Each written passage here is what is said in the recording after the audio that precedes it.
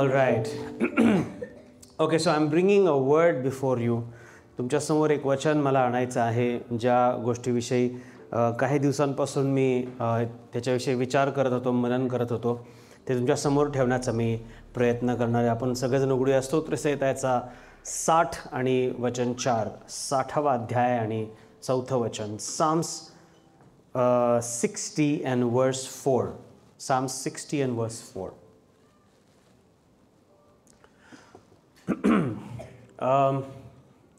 इथं स्क्रीनवर आहे, सगळेजण आपण इथं वाचू शकतो. तुझे भय बाळगणाऱ्यांना तू ध्वज दिला आहेस, अशासाठी की तो त्यांनी सत्यासाठी फडकवावा. आमेन. हालेलुया. खूप छान मराठीमध्ये आपल्याला मिळतंय भाषांतर. तुझे भय बाळगणाऱ्यांना तू ध्वज दिला आहेस, अशासाठी की तो त्यांनी सत्यासाठी फडकवावा. English, thou hast given a banner to them that fear thee, that it may be displayed because of the truth. Selah. Can you bring the NIV version if it is there?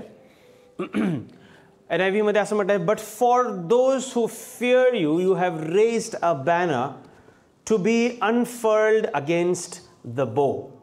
But for those who fear you, you have raised a banner to be unfurled against the bow. जर कोणाला अजून पण कळालं नसेल तर मी आज एका विशिष्ट गोष्टीविषयी मी बोलणार आहे, आणि ते आहे ध्वज. So the title of my sermon today is banner in the battle. Banner in the battle. युद्धामध्ये ध्वज. युद्धामध्ये ध्वज. Can you just say that? युद्धामध्ये ध्वज. झेंडा. झेंडा.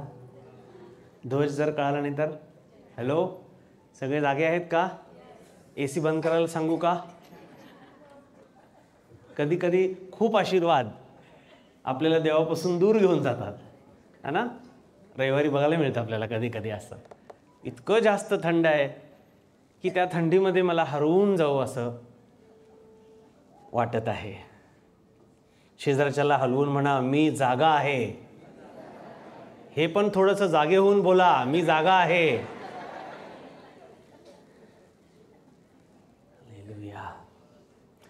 Banner in the battle.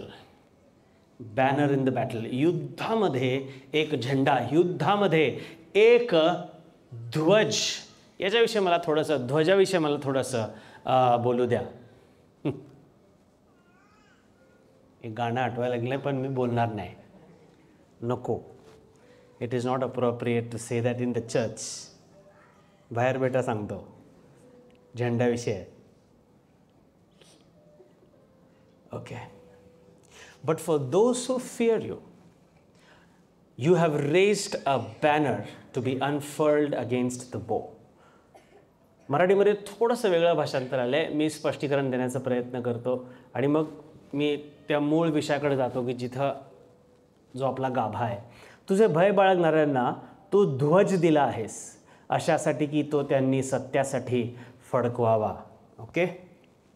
If I just read a few more verses before that, जर मी काही वचनं त्याच्या अगोदरचे, 4थ्या वचनाच्या अगोदरचे काही वचनं जर मी वाचलो.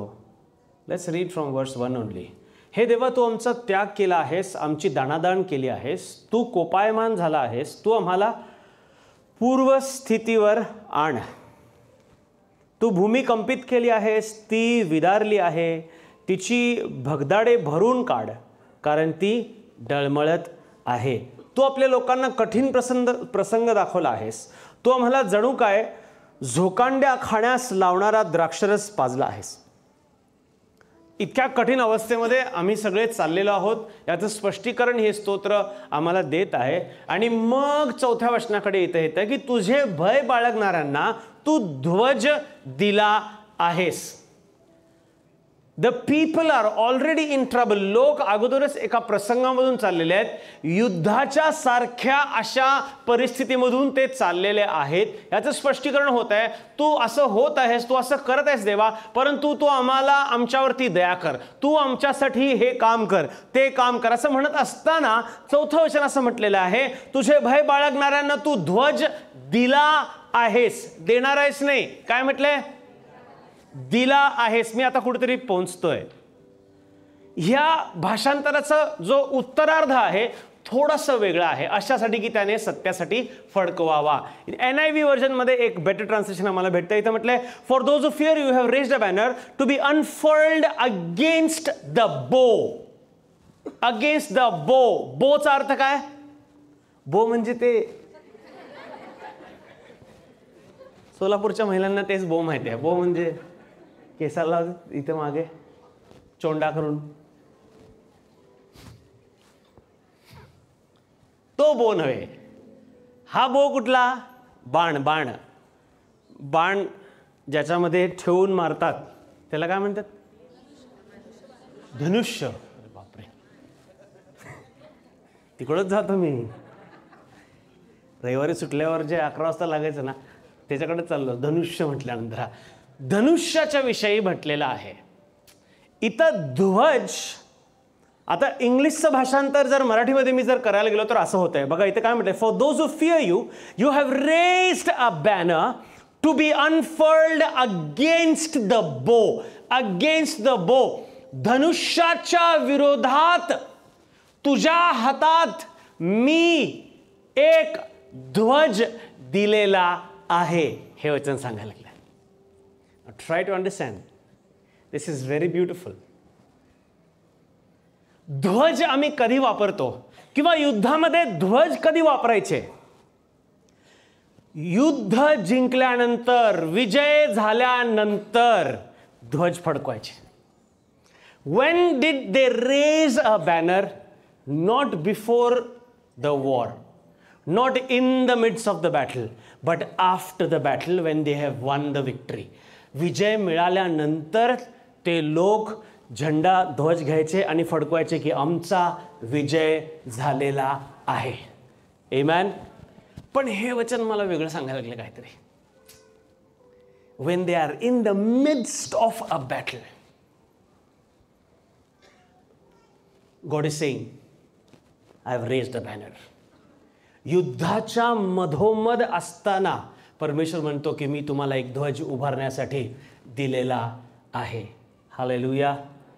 म्हणजे परमेश्वर हे क्लेम करून तुम्हाला आणि मला आज या वचनाच्या द्वारे सांगत आहे की युद्ध संपण्याच्या अगोदर युद्ध तुमच्या हातात देऊन टाकलेलं आहे. विश्वासाने तो ध्वज घ्या आणि फडकवायला सुरुवात करा, कारण विजय तुमचाच आहे. म्हणून युद्ध चालू असताना, परिस्थिती असताना, वाईट परिस्थिती असताना, आजार असताना, कर्ज असतानाच आम्ही हे विश्वास ठेवला पाहिजे की आम्ही कर्जमुक्त झालेलो आहोत. आजारी असतानाच आम्ही विश्वास ठेवला पाहिजे की आम्हाला आरोग्य प्राप्त झालेलं आहे. आम्ही दरिद्रावस्थेमध्ये असतानाच आम्ही विश्वास ठेवला पाहिजे की परमेश्वराने आम्हाला श्रीमंतीकडे घेऊन गेलेला आहे. याचा अर्थ आहे या वचनाचा, ध्वज युद्धाच्या मधोमध असताना फडकवणे. परमेश्वराने आमच्या हातात आम्हाला ध्वज दिलेला आहे. God has given us in our hands the flag, the banner that needs to be raised. समजते तुम्हाला मंडळी? आणि इथं म्हटलेलं आहे धनुष्याच्या विरोधात ध्वज. Against the bow. A flag, a banner against the bow. म्हणजे एका ठिकाणी बो आहे, दुसऱ्या ठिकाणी बॅनर आहे. एका ठिकाणी धनुष्य आहे, दुसऱ्या ठिकाणी ध्वज आहे. तुमचा आणि माझं वेपन, शस्त्र, दुसरं तिसरं काही नाही. तर आज परमेश्वर सांगत आहे तुमचं आणि माझं शस्त्र ध्वज आहे. Are you trying to understand what I am saying? मी पुढचे वचन काही वाचेन, त्याच्यामुळे आणखीन आम्हाला हे वचन स्पष्टीकरण याचं मिळणार आहे. एम्प्लिफाईड वर्जन आहे का? It is more, it is explaining even more की हे ध्वज आमच्यासाठी काय करतं. हे ध्वज आमच्यासाठी काय करतं? Okay. You have set up a banner for those who fear and worshipfully revere you, to which they may flee from the bow. A standard displayed because of the truth. I have another amplified. You have set up a banner for those who fear you. With awe-inspired reverence and submissive wonder, a banner to shield from the attack. A banner to shield from the attack म्हणजे काय? परमेश्वर आम्हाला ध्वज देत आहे जेणेकरून जो हल्ला त्या धनुष्यामधून होणार आहे हे ध्वज आम्हाला ढाल बनून राहणार आहे. तर परमेश्वर आम्हाला म्हणत आहे ॲक्च्युअल ढाल घेण्याच्या ऐवजी फक्त झेंडा घेऊन जावा. ओ देवा, थोडंसं काहीतरी वेगळं वाटायला लागले. असं कसं काय? ढालचं काम करणार. ढाल अशी म्हणजे मजबूत आहे. बाण असा आला की ढालच्या समोर आलं तर बाण निकामी होऊ शकतं.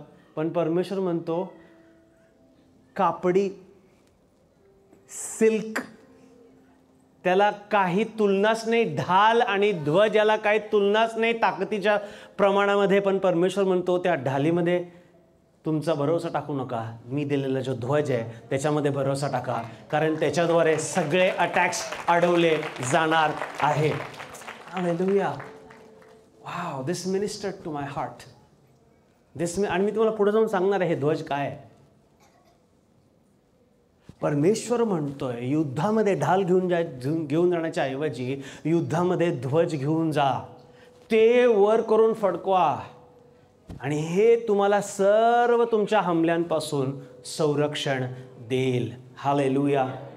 आमच्या परमेश्वराची युद्ध रचना वेगळी आहे. युद्धाची योजना माझ्या परमेश्वराकडे वेगळी आहे. हालेलुया. अनेक लोकांना ह्याच्यावर विश्वास बसणार नाही पास्टर, असं कसं काय युद्धावर जायचं बिना ढाल, चिलकत, तलवार, काय ते अजून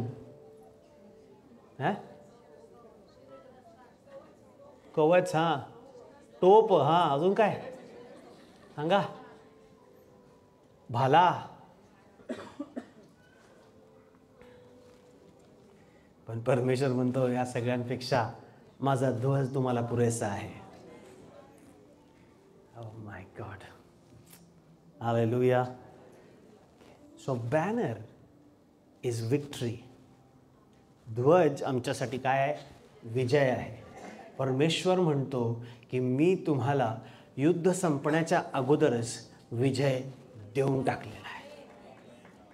बॅनर इज प्रोटेक्शन. ध्वज संरक्षण आहे. इथेच आम्हाला ॲम्प्लिफाईड व्हर्जनमधून आम्हाला दिसतं की सगळे जे होणारे हमले आहेत त्यापासून ढाल तुम्हाला वाचवणार नाही, तुमचं ध्वज तुम्हाला वाचवणार आहे. प्रत्यक्षरित्या जर विचार करायला गेला तर हे मूर्खतेचं वाटतं आहे ना, परंतु आमचा परमेश्वर प्रत्यक्षतेच्या पलीकडचा परमेश्वर आहे. हालेलुया. जे सगळे शस्त्र त्याच्या समोर निकामी होऊ शकतात. कोणीतरी आमेन. The only powerful weapon we have in the midst of our battle is our banner. The only powerful weapon we have in the midst of our battle is our banner. एकच सर्व सामर्थ्यशाली शस्त्र जर आमच्या युद्धामध्ये असेल तर ते म्हणजे देवाने दिलेला ध्वज. कोणीतरी आमेन म्हणेल. Our victory lies in raising the banner in the midst of the war. आमचा विजय कशामध्ये आहे? युद्धामध्येच ध्वज उभारण्यामध्ये आमचा विजय आहे. Amen. Hallelujah. Now, please open Exodus 17:15. निर्गम 17:15 KJV मध्ये ओपन करा. Please open in KJV, then I will ask you to open in NIV.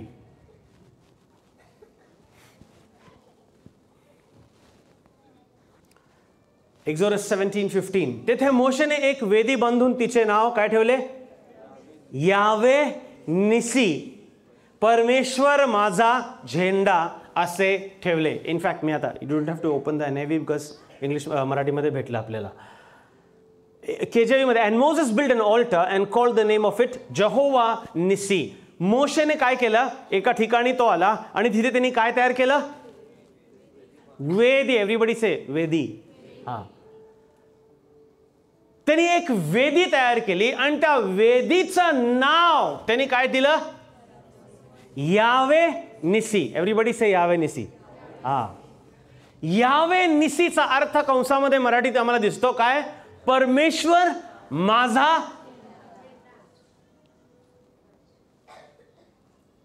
परमेश्वर माझा झेंडा, परमेश्वर माझं ध्वज. मोशेला ते प्रकटीकरण मिळालं. तो एक वेदी बनतो आणि त्या वेदीचं नाव यावे निसी, यावे निसी. आणि यावे निसीचा अर्थ परमेश्वर माझा झेंडा. म्हणजे वेदीचं नाव परमेश्वर माझा झेंडा, यावे निसी. याचा अर्थ ध्वज. आय एम सेफ टू से की ध्वज किंवा झेंडा हे कोण आहे आमच्यासाठी? परमेश्वर माझा झेंडा आहे. आणि जर पुन्हा आम्ही मागे स्तोत्र 60 आणि 4 मध्ये गेलो तर तिथं काय म्हटलेलं आहे? We have been given a flag, a banner. आम्हाला एक बॅनर, एक ध्वज आम्हाला दिलेला आहे आणि युद्धामध्ये ते ध्वज आम्हाला वर करायचं आहे. आमच्या युद्धामध्ये जेव्हा आम्ही परमेश्वर म्हटलेल्या यहोवा निसी, परमेश्वर जो माझा झेंडा, त्याला ज्या वेळेला आम्ही उंच करू त्यावेळेला युद्ध आमचं झालेलं आहे आणि आम्ही युद्ध आपोआप जिंकलेलो आहोत. हालेलुया.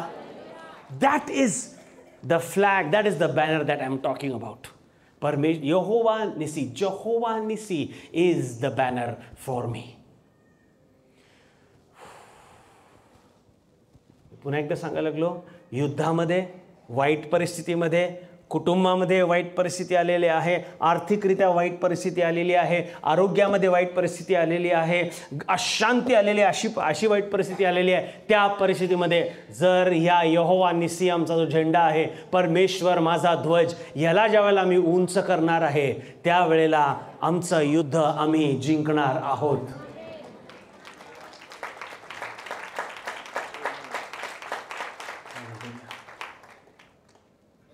अशा वेळेला सगळ्यांचं शास्त्रज्ञ डोकं चालायला लागतंय.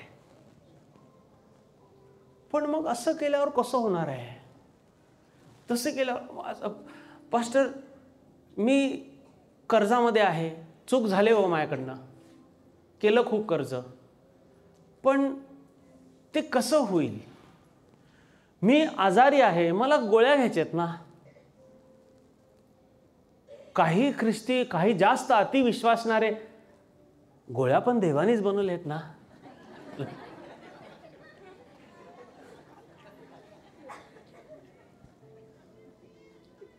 देवबाप शिस्तीचा परमेश्वर आहे. He is a God of discipline.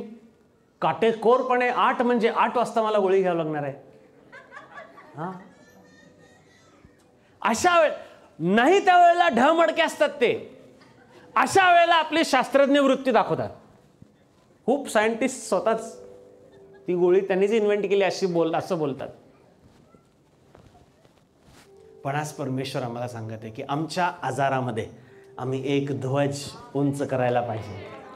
Hallelujah. एक ध्वज आम्ही उंच करायला पाहिजे. यहोवा निसी, परमेश्वर माझा ध्वज, परमेश्वर माझा झेंडा, त्याला मी उंच करायला पाहिजे. त्या आजारपणामध्ये मला आरोग्य प्राप्त होणार आहे. त्या आजारपणामध्ये हा झेंडा जर मी वर केला तर त्याच्या पुढे होणारे सर्व हल्ले हेच झेंडा माझ्यासाठी अडवणार आहे. हालेलुया. मग आता मला म्हणू द्या, त्या चिलकतीपेक्षा ती जी जाड ढाल आहे त्याच्यापेक्षा माझा परमेश्वर महान नाहीये का? हालेलुया. माझा परमेश्वर महान नाहीये का? माझ्यावरती जी परिस्थिती उतरून आलेली आहे त्याच्यामध्ये मी खचण्यापेक्षा, खाली दबण्यापेक्षा मी विश्वासाचं पाऊल पुढे टाकून माझा ध्वज मी उंच केला पाहिजे. हालेलुया.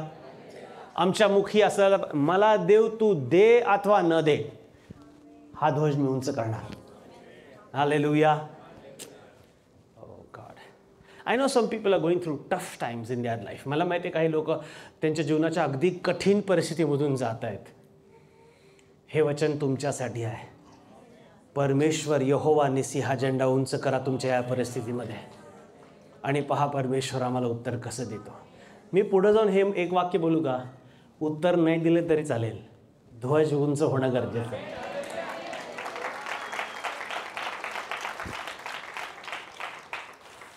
कधी कधी आम्ही खूप स्वार्थी बनतो. मला उत्तर पाहिजे म्हणून मी हे करतोय असं आम्ही करायला लागतो. पण आज परमेश्वर आम्हाला सांगत आहे, आम्हाला काम काय दिलंय? युद्धामध्ये ध्वज वर करायचं आहे. बस युद्ध जिंकवणं हारणं हे सगळं परमेश्वराकडे लागलं.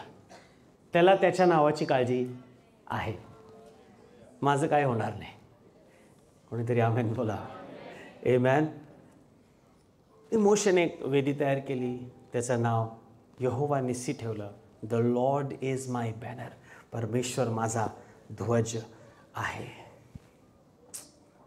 जीसस. पुढे जाऊ आपण.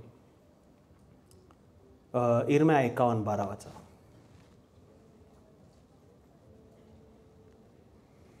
इर्म्या 51:12.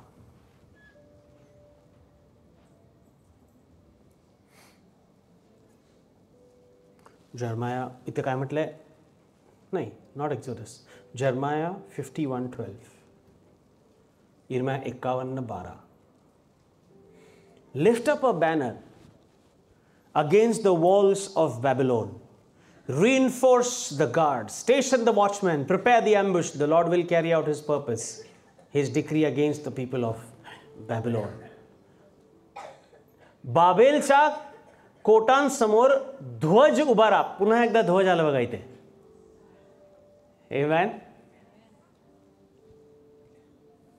काय म्हटलेलं आहे? बाबेलच्या कोटांसमोर ध्वज उभारा. पहारा मजबूत करा. पहारेकरी ठेवा. छापा घालण्याची तयारी करा. कारण परमेश्वर बाबेलच्या रहिवाशांविरुद्ध जे बोलला त्याची योजना करून ते त्याने सिद्धीसही नेले आहे. बाबेल हे खूप मजबूत राष्ट्र होतं. त्यांचे सिक्युरिटी सिस्टम, त्यांची अटॅक सिस्टम हे खूप स्ट्रॉंग होती. आणि हे असताना परमेश्वर आज काय म्हणत आहे त्यांना माहिती का? परमेश्वर की you lift up a banner. बाबेलच्या कोटांसमोर तुम्ही काय करा? ध्वज उभा करा. आज आम्हाला हेच करायचं आहे की बाबेलच्या कोटासमोर आम्हाला ध्वज उभा करायचा. मी तुम्हाला पहिल्यांदा रेज अ बॅनर सांगितलं. मी तुम्हाला म्हणलं पहिल्या ह्याच्यामध्ये की आम्ही आमचा झेंडा, आम्ही आमचा ध्वज उभं करायला पाहिजे, वर करायला पाहिजे हे सांगितलं. Now I am telling you, you have to point your banner. तुमचा ध्वज तुम्हाला एकीकडे दाखवायचा आहे. इथे काय म्हटलंय? नुसतं ध्वज उभा करा म्हटलं नाही. बाबेलच्या कोटांसमोर ध्वज उभा राहा. म्हणजे एक व्हेन्यू, एक पोझिशन, एक लोकेशन, एक फोकस परमेश्वर त्या ध्वजला देत आहे. आमचा ध्वज आम्ही उभा केला पाहिजे एका गोष्टीच्या समोर लावून. जिथे आम्हाला मात करायची आहे, ज्या गोष्टीला आम्हाला पाडायचं आहे, त्याच्या समोर आम्हाला हे ध्वज दाखवायचं आहे. You need to raise a banner, but you also have to point a banner. तुम्हाला झेंडा दाखवायचा आहे कुठेतरी. युद्ध इकडे चाललंय, तिकडे झेंडे दाखवले तर काय होणार नाही. हॅलो.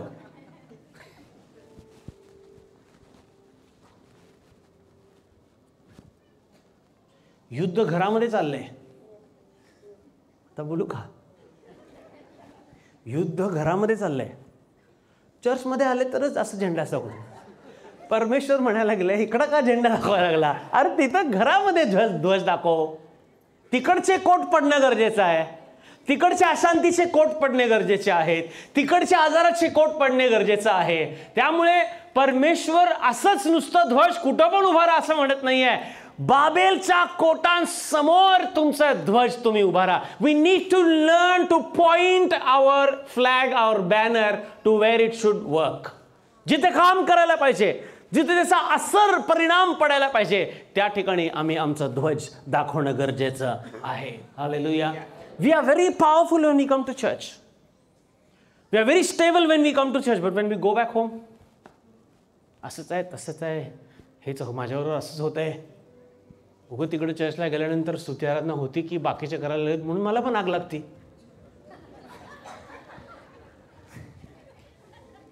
पण घरी गेल्यानंतर पेटवायला कोण नाही. किंवा मला असं म्हणू द्या, घरी गेल्यावर वेगळी आग पेटते. हॅलो. इस्रायलच्या आत राहून तुम्ही ध्वज उभा करा असं म्हटलं नाही. बाबेलच्या कोटासमोर where you have problem, raise your banner. जिथं समस्या आहे त्या ठिकाणी परमेश्वराला उंच करा. हालेलुया.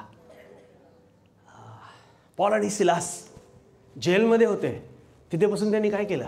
त्यांनी आपला ध्वज उभा केला आणि त्यांना कुठलंही बंधन रोखू शकलं नाही. सर्व साखळदंड तुटले. त्या बंदिवासातले सर्व लोहदंड तुटून पडले. का? कारण त्यांनी योग्य ठिकाणी आपला ध्वज दाखवला, फडकावला. कोणीतरी आमेन म्हणेल. माझ्या आजारी अवस्थेमध्ये मला माझा ध्वज उभा करणं गरजेचं आहे. मला माझं फ्युचर खूप इनसिक्युअर झालेलं आहे. माझं भविष्य खूपच इनसिक्युअरला काय म्हणायचं, असुरक्षित झालेलं आहे. मला माहीतच नाही. मला माझ्या भविष्याची इतकी भीती बसलेली आहे की माझा वर्तमान मला नीट जगता येईना. काही लोकांची अवस्था अशी होते कधी कधी. भविष्याची इतकी चिंता, भविष्याची इतकी भीती. चिंता ठीक आहे, भविष्याची इतकी भीती की वर्तमान अवस्थेमध्ये जगणं अवघडून जातं. परमेश्वर म्हणतो, तुझ्या वर्तमान अवस्थेमध्ये तुझा ध्वज तू वर कर आणि तुझ्या भविष्याकडे तुझा ध्वज तू दाखव. काही लोक मागेच वाढलेले असतात. हे लय भारी होतं आमचं, कसला प्रार्थना करायचो, तासभर अन्य भाषेत बोलायचो. आज काय तिकडंच झेंडा उगीच तर मागच झेंडा फडकवायचा. परमेश्वर म्हणतो, भविष्याची चिंता आहे ना, भविष्याकडे बघून तुझा झेंडा, तुझा ध्वज तू फडकवायला लाग. कोणतरी आमेन म्हणेल. Hallelujah, hallelujah.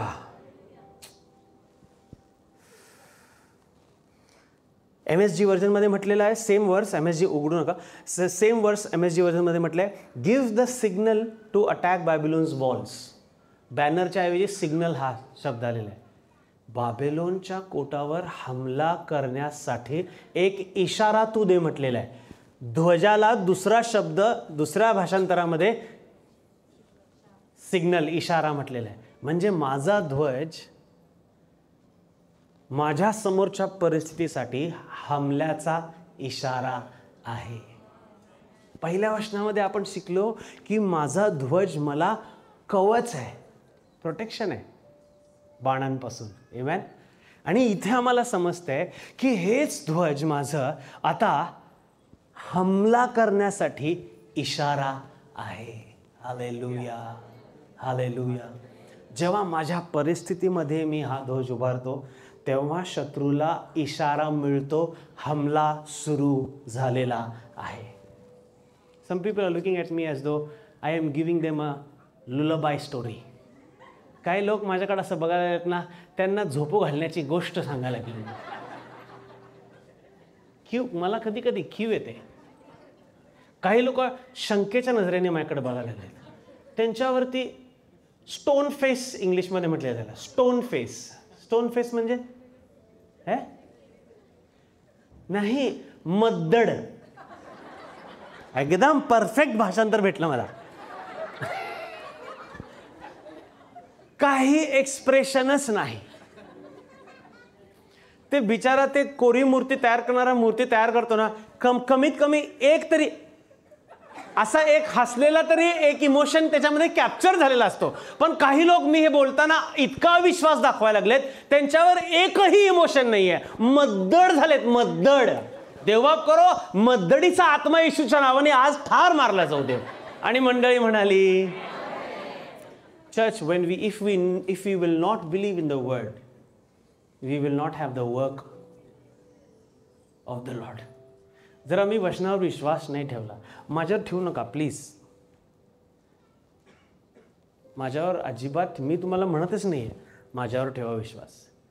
पण जे शब्द मी बोलतोय, जे विश्वासाचे वचन मी तुम्हाला सांगतोय, त्याच्यावर विश्वास ठेवा.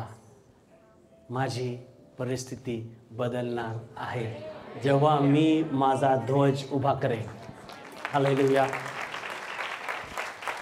God have mercy on us. Lifting up the banner is to set out an attack on the enemy.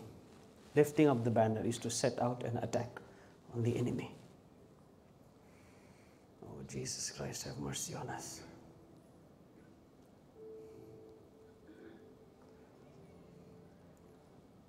माझं ऑल्टर माझं यहोवा निसी आहे. माझी वेदी माझी यहोवा निसी आहे. माझी वेदी हे माझं ध्वज आहे. ध्वज म्हणजे परमेश्वर जो माझा ध्वज, म्हणजे माझी वेदी, माझी स्तुती आणि माझी आराधना आहे. आणि ही स्तुती आराधना जेव्हा मी करतो त्याच वेळेला असं ठरतं की मी माझ्या परमेश्वराला, जो माझा यहोवा निसी आहे, त्याला मी उंच करत आहे. इन शॉर्ट, या सगळ्या संदेशाचा एकच वाक्यामध्ये बोलणं हे की आमच्या सर्व परिस्थितीमध्ये आम्ही परमेश्वराला उंच केलं पाहिजे आमच्या स्तुती आणि आराधनेच्या द्वारे. One of the reasons why are we building altars every month, दर महिन्याला आम्ही वेदी आराधनेची तयार का करत आहे? कारण आमची इच्छा आहे की लोकांनी यावं आणि त्यांच्या परिस्थितीमध्ये ही वेदी बांधावी आणि परमेश्वर जो त्यांचा ध्वज आहे त्याला उंच करावं, त्याला उंच करावं. कुठल्या मनुष्याकडे, कुठल्या सिस्टमकडे, कुठल्या संस्थेकडे, कुठल्या चर्चकडे तुमचं उत्तर नसेल, परंतु हे जे ध्वज आहे ते तुमचं उत्तर नक्कीच बनू शकतं. Hallelujah. The Lord is good. The Lord is good. आणखीन एक वचन वाचू. यशाया 11:10.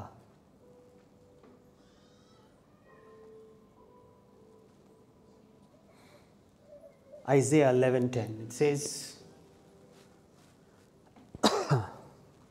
त्या दिवशी असे होईल की राष्ट्रांसाठी ध्वजवत उभारलेल्या ईशायाच्या धुमाऱ्याला राष्ट्रे शरण जातील.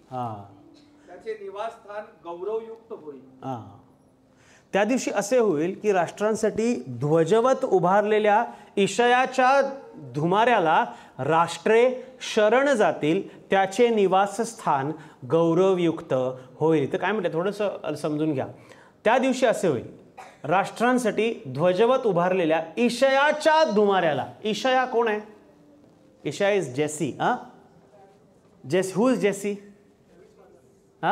डेव्हिड्स father is Jesse. Very good. David's father is Jesse. म्हणजे जेसीच्या वंशावळीविषयी इथं थोडंसं बोललेलं आहे. जेसीच्या नंतर येणारी जे पिढी आहे त्याच्याविषयी इथं बोलण्यात आलेलं आहे. मराठीत थोडंसं मला तरी अवघड गेलं, तुम्हाला सोपं जात असेल कदाचित. त्या दिवशी असे होईल, राष्ट्रांसाठी ध्वजवत उभारलेल्या ईशायाच्या धुमाऱ्याला राष्ट्रे शरण येतील, त्याचे निवासस्थान गौरवयुक्त होईल. In that day the root of Jesse, the root of Jesse म्हणजे जेसी पासून, ईशायापासून निघालेले जे ब्रांचेस आहेत, ईशायापासून निघालेले जे फाटे आहेत, will stand as a banner for the people. आणखीन एक ध्वजाविषयीचे स्पष्टीकरण आम्हाला इथं मिळत आहे. ईशायापासून, जेसीपासून निघालेले जे एक वंशावळी आहे, तिथून ते लोक इतर सर्व राष्ट्रासाठी ते काय बनणार आहे? ध्वज बनणार आहे. They will stand as a banner. The root of Jesse, not they, he specifically he, the root, not roots of Jesse म्हटलेलं नाही आहे. रूट एकच असं काहीतरी निघालेलं आहे जेसीपासून, ईशापासून दावीद, दाविदापासून हे, दाविदापासून ते, आणि ते शेवट कुठं होत आहे? प्रभू येशू ख्रिस्त. The banner for the people will be the root of JC.